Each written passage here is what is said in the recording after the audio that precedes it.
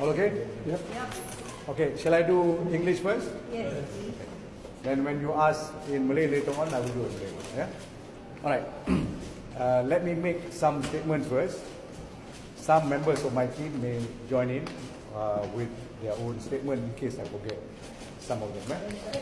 Now, you remember there were a few things that the prosecution have said in this case. There are two things that are quite important. One is they said Datuk Sri Najib has planned to take this 42 million from the start, which means in 2011 he planned this 3 years ahead of time to receive 42 million. Yeah, 3 years later. And how much does 42 million constitute? What is the percentage? It's less than 1%.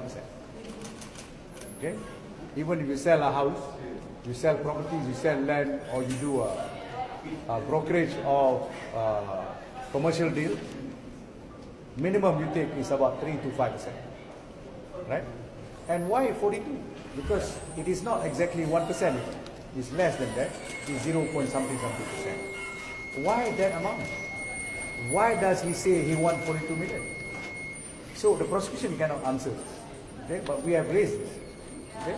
And the fact that it is 3 years later, who accept bribes 3 years later?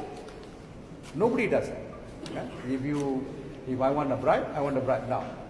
Especially when I am the approving authority, I want a bribe now.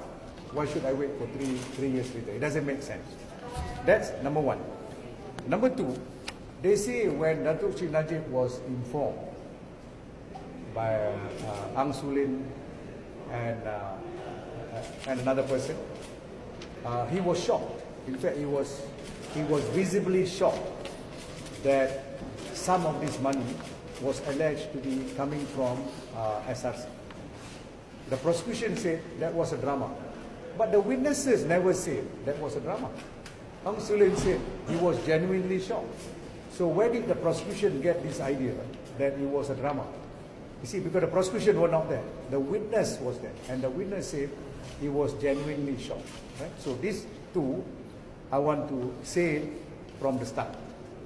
Now, as to what happened the last 2 days, we have stressed that the predicate offences, 3 in the 409, criminal breach of trust, and 1 single charge under section 23, cannot be proven by the prosecution.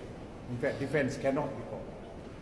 So we have said, if that is the situation, you cannot call for the defense even of AMLA, because AMLA only is triggered if the predicate offences are proven. That's the nature of AMLA. AMLA is proceeds of an illegal activity. Okay? If the illegal activity drops in the 4 charges, AMLA drops by itself. That's number one. But number two, the judge himself has realized this particular point. He said, can 409, which is CBD, and section 23 happens at the same time as the AMLA offense? He raised that because that is troubling him. Because, you know, this judge is pretty smart. He reads it and he knows. And the cases also say that AMLA is a post-predicate offense. That means after predicate offense, only then AMLA can happen. Because otherwise, how do you say it is proceeds of an illegal activity? The illegal activity must be the predicate offense. Then from there, the commission of that offense, you get the money, which is the proceeds. That is AMLA. If it is in one go, let's say someone receive a bribe from Mr. A, I receive a bribe from Mr. A, it is only bribery offense. Can be serious, but it's only bribery. It cannot translate into at the same time to be an AMLA offense. Because if I take the money and then I go to a money changer, perhaps that becomes an AMLA because there is another transaction with the money changer. You understand? Now, the other point I want to stress is Shafee has prepared a very detailed document, which I used just now. We submitted it to the court.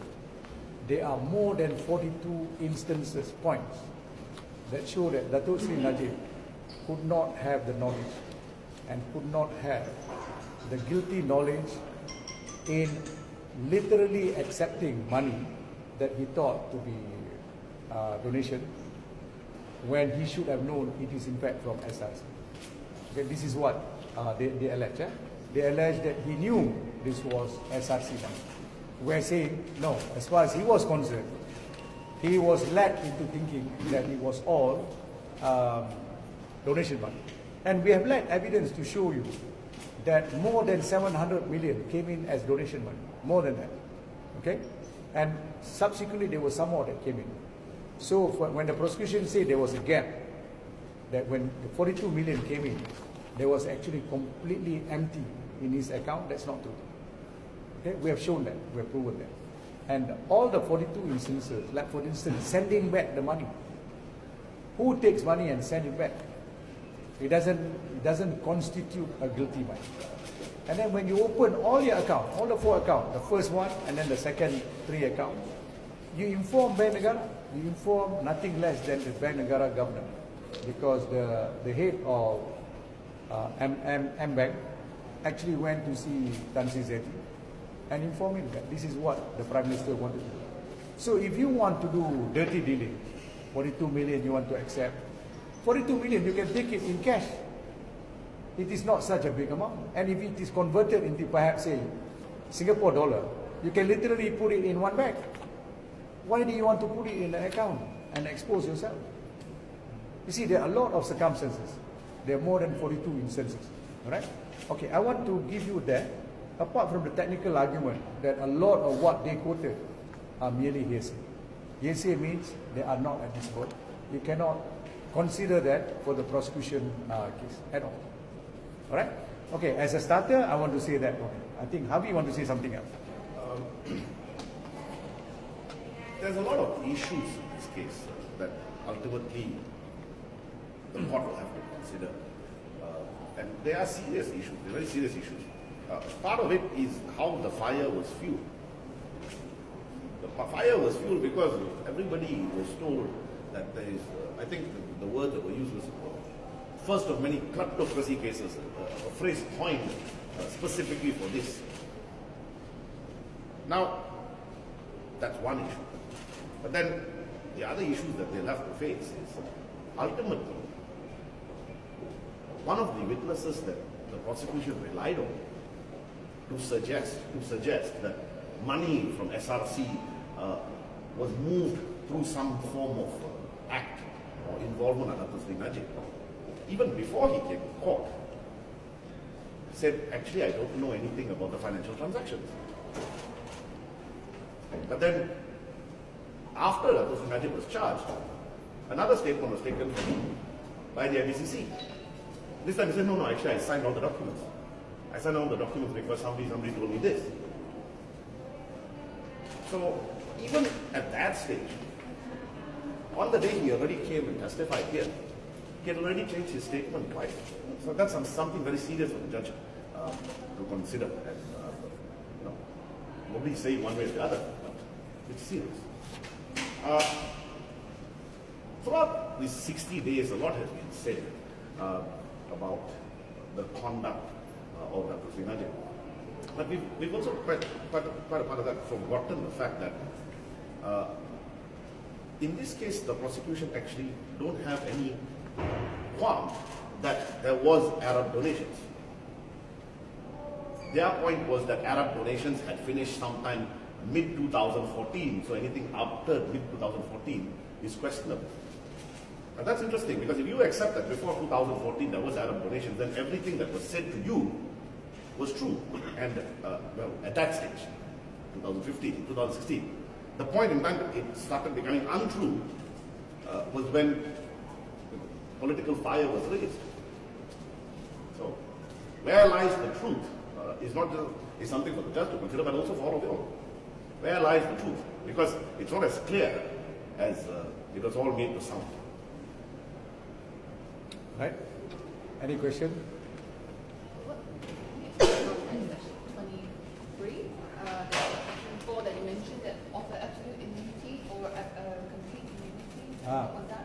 That is provided within the section. The section says the whole of 23 does not apply to a public official who in his representative capacity, in one official capacity, he represents another government entity, which is SRC, because SRC is, by definition of the Act, is another government entity because it's a fully owned company of the government. So if he is in that representative capacity, the Prime Minister, Minister of Finance, and Emeritus Advisor, in all capacities, he represents SRC in his capacity as Minister of Finance, Prime Minister, and Emeritus Advisor. Section 23(4) said, in such an instance, the whole of Section 23 is immune from him. Very clear, it says that. It doesn't matter what happens in the factual scenario. If his position is in that capacity, 23 doesn't apply.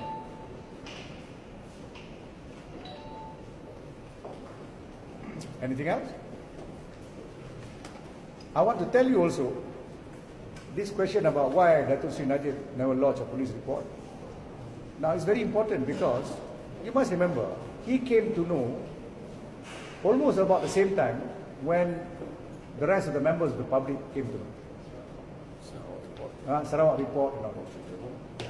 By which time investigation has already undertaken. You remember, in this case, 2015, M-Bank was raided. So Datuk Sri Najib knew that investigation has been undertaken. So why you want to lodge a report? For what? To lodge a report is to undertake investigation.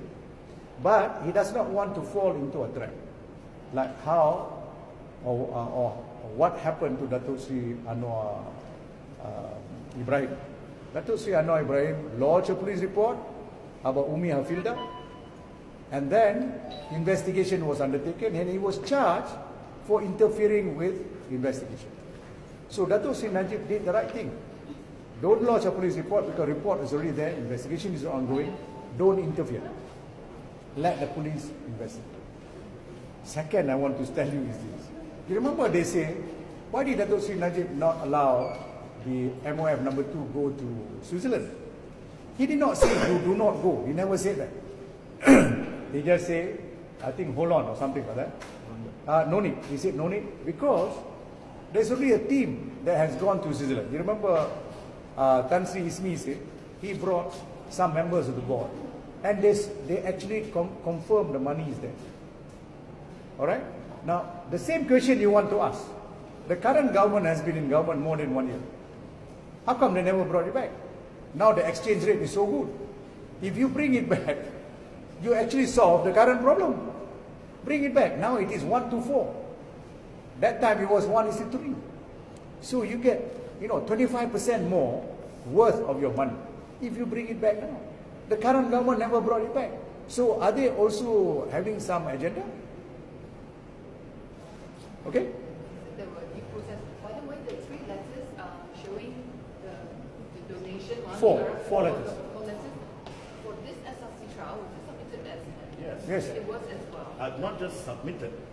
The investigating officer of the MACC, who I also want to say, testified that he had carried on his investigations uninterrupted since 2015. Let's put that out there, uninterrupted, because that's not what was said to the press sometime. He said that those letters were given to him, were reported to Bank Negara. No less, he also confirmed that the then governor of the bank also knew about it. And these letters contain indication of substantial donations. So it's not something that was suddenly come about in 2015 when matters hit the press. It was within the knowledge of the central bank from day one, and everyone in the bank at least knew about it, everyone in central bank knew about it. But it wasn't challenged by the prosecution that it's fake. Well, you see, Not in this case. Not in Not in this case, they never said that. In fact, the IO said, I investigated, I saw the document, I confirmed the document.